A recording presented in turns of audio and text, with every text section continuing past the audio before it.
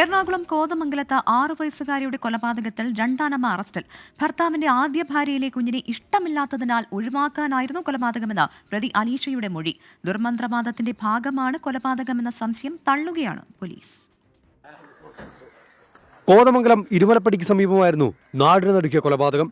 ഭർത്താവ് അജാസ് ഖാന്റെ ആദ്യ ഭാര്യയിലെ മകളായ മുസ്കാനയെ ഇഷ്ടമില്ലാത്തതിനാലാണ് കൊലപ്പെടുത്തിയതെന്നാണ് രണ്ടാനമ്മ അനീഷയുടെ മൊഴി.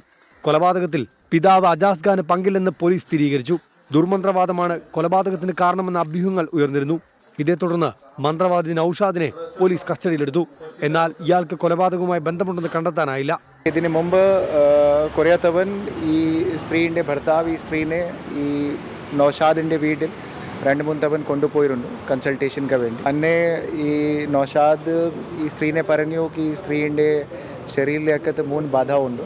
സോ ആ ബാധയിലെ 3 ബാധയിലെ 2 ബാധ ഓൾറെഡി ട്രീറ്റ്മെൻറ്റ് ചെയ്തിരുന്നു. ഒരു ബാധ മാത്രം ബാക്കിയാണ്. അത് നമ്മൾ അന്വേഷിക്കുന്നു. അതുമായി ബന്ധപ്പെട്ട already drugs and magics act പ്രകാരം ഒരു കേസ് രജിസ്റ്റർ ചെയ്തിട്ടുണ്ട്.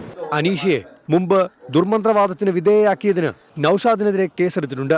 ഇന്നലെ രാത്രി എറണാകുളം റൂറൽ എസ് പിയുടെ നേതൃത്വത്തിലുള്ള ചോദ്യം ചെയ്യലിലാണ് പ്രതി അനീഷ കുറ്റം സമ്മതിച്ചത്.